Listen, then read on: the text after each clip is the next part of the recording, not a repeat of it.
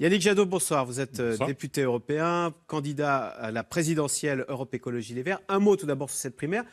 Benoît Hamon, c'était votre favori, celui dont vous vous sentiez le plus proche parmi les sept? C'est la primaire socialiste. Moi, je n'ai pas de favori dans la primaire socialiste. Que ce soit Manuel Valls ou Benoît Hamon, c'est kiff-kiff? Non, moi, je suis écologiste. Ça fait 25 ans que je me bats pour l'écologie, pour un monde plus juste. Ça fait 25 ans que j'essaye de convaincre la société française de devenir écologique.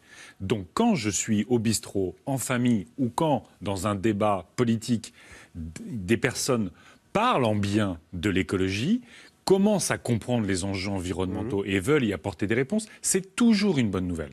Maintenant, Benoît Hamon participe à la primaire socialiste et il ne vous a pas échappé que le Parti socialiste n'a pas fait sa conversion écolo.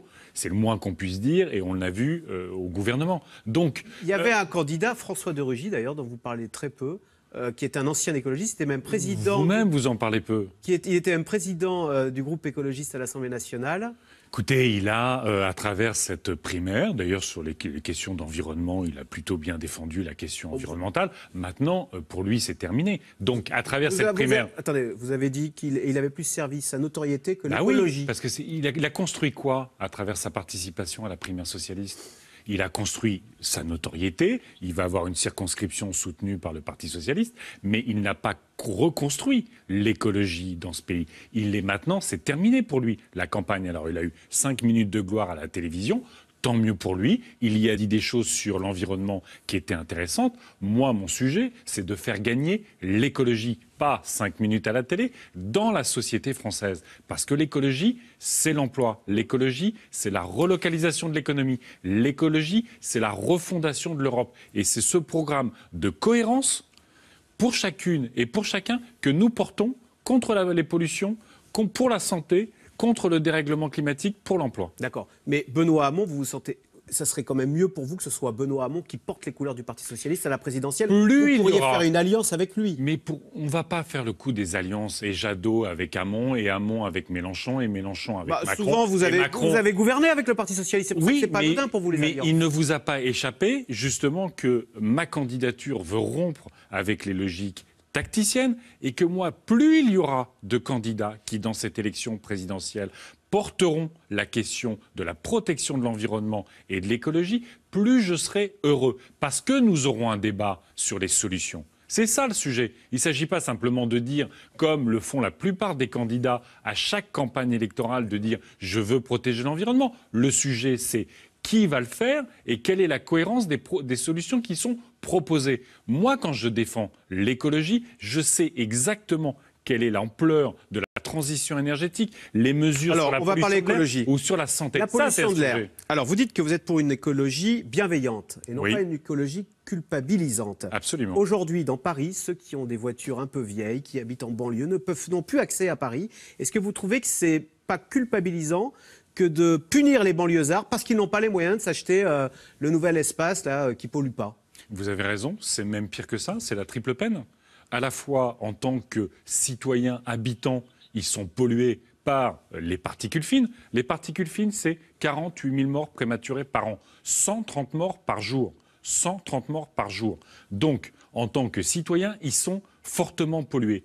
Deuxièmement, en tant qu'automobilistes, souvent, les automobilistes sont davantage victimes de la pollution que les piétons. Il faut savoir que quand vous êtes dans votre voiture, vous êtes encore plus pollué que quand vous êtes en dehors de votre voiture. Troisièmement, effectivement, parce qu'il faut réagir dans les pics de pollution, circulation alternée ou pastilles, ils sont mis en difficulté pour se rendre à leur travail. Donc c'est la triple peine. C'est pour ça qu'il faut lutter structurellement contre la pollution de l'air. Et nous sommes les seuls à le dire. Renforcer l'offre de transport collectif. Il faut un plan d'investissement massif sur les transports collectifs. Le sous-équipement, le sous-investissement en maintenance des transports collectifs partout en France est un véritable scandale. Donc vous dites, ce système de vignettes est stupide et culpabilisant. Non. Ce qu'il faut, c'est des métros, des tramways, des choses comme ça. Ce que je dis, c'est ce système des vignettes permet de gérer des pics de pollution. Il faut gérer les pics de pollution parce que tous nos gamins... Vous venez de dire que c'était la triple peine pour les gens qui n'avaient pas la bonne vignette. Oui, mais c'est d'abord la peine pour les enfants et pour les personnes. Vous et moi, on perd 20 mois d'espérance de vie en vivant en Île-de-France. Est-ce que vous avez envie de perdre 20 mois d'espérance de vie? On a eu des plans et des comités interministériels donc et la des la mesures vignette, c'est bien. sur le tabac, sur l'alcoolisme, sur la sécurité routière. Moi, je veux un grand plan sur la pollution de l'air. Ça veut dire, effectivement, l'offre de transport collectif. Ouais. Ça veut dire, dans les entreprises, organiser le télétravail quand il y a une montée de la pollution. Ça veut dire favoriser l'installation d'inserts dans les cheminées à bois, parce que ça émet beaucoup de particules En fines. revanche, les cheminées à l'air libre, on interdit ça. Il Parce que faut ça mettre des émet inserts. Faut mettre des inserts. C'est ça qui permet de réduire largement les particules fines. Et ça veut dire aussi sanctionner les groupes automobiles quand ils nous vendent des voitures dont les systèmes anti-pollution s'arrêtent quand il fait très froid. J'ai encore porté un scandale sur la Citroën C4 Cactus, sur le Dia 3. On a vu Renault. Toutes ces voitures, qui sont des voitures neuves, toutes ces voitures qui sont des voitures neuves, ça arrête leur système de dépollution quand il fait très froid. Donc ils émettent parfois 10, 15 fois plus que ce qu'ils annoncent. C'est profondément scandaleux. On ne gardera pas nos emplois dans l'automobile en France en faisant du diesel ou en trichant avec les automobilistes. Même si c'est le point fort, malheureusement, des Français, hein, le diesel. Tant pis pour Peugeot, tant pis pour Renault. C'est un point faible aujourd'hui.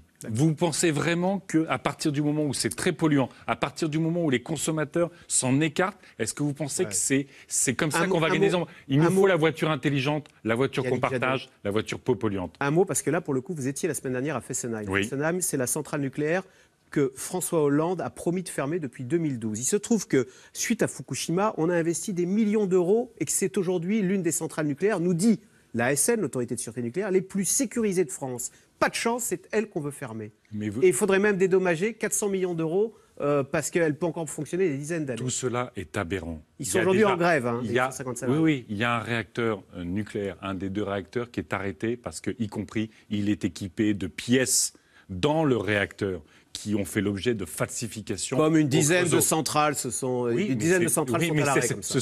Ce sont des éléments structurants essentiels de notre sécurité. Et vous savez que la centrale de Fessenheim est 10 mètres en dessous le grand canal d'Alsace, dans une zone sismique. Donc c'est une centrale dangereuse. Et pourquoi l'autorité de sûreté nucléaire dit elle n'est pas dangereuse? Mais le pire dans cette affaire, c'est que ça fait des années et des années et des années que nous proposons qu'il y ait d'autres activités sur ce territoire de Fessenheim. On avait proposé qu'il y ait un programme franco-allemand sur le photovoltaïque. À chaque fois, on va vers la fermeture, c'est nécessaire pour notre sécurité, c'est nécessaire y compris pour créer beaucoup plus d'emplois en faisant autre chose, mais il y a un refus d'EDF et malheureusement un refus des syndicats de se donner une autre perspective. Moi, dans mon plan de transition énergétique et écologique, je propose des contrats territoriaux de transition. Il y a beaucoup d'écolos qui disent ce qui nous menace immédiatement, c'est le réchauffement climatique. De ce point de vue, le nucléaire n'émet pas de CO2, ne participe pas au réchauffement climatique. On va essayer de on peut faire sans les deux. C'est ça la bonne nouvelle, monsieur. C'est qu'à la fois, on peut sortir du carbone et on peut sortir du nucléaire. Aujourd'hui, pas de gaz, pas de charbon, pas de nucléaire. Les énergies renouvelables sont plus compétitives que le nucléaire, que le gaz, que le pétrole. Ça crée 4 à 5 fois plus d'emplois. Est-ce qu'on va rester dans France? Et à quel prix? Ben moins cher. En Allemagne, c'est 2 fois plus cher l'électricité qu'en France. Mais non. Ah bah si. Mais attendez. 80 Ah bah ça, mais regardez les prix de gros. Regardez les prix de gros. Oui, l'électricité est moins chère. Mais les consommateurs... Oui, l'électricité est plus chère en Allemagne, mais vous savez bien que le EDF est totalement en faillite parce qu'on ne répercute pas sur les comptes d'EDF et sur le prix de l'électricité le coût réel du nucléaire. Donc EDF est au bord de la faillite. Mais surtout, en Allemagne, ils ont investi sur la réduction des consommations. Ce qui est génial en Allemagne, ils ont créé 400 000 emplois. Moi, je veux des emplois sur tous nos territoires. Je ne veux pas qu'une centrale nucléaire nous pète à la gueule comme Fukushima. Je ne veux pas qu'on soit victime du dérèglement climatique. Je veux qu'on arrête le gaspillage et qu'on crée des emplois. C'est pas beau? Super. Merci Yannick Jadot, candidat Europe Écologie Les Verts à la présidentielle. Merci beaucoup. Vous restez avec nous tout de suite. Caroline Roux qui revient sur la primaire de la gauche. C'est dans la intitulée ce soir après Fillon, Hamon.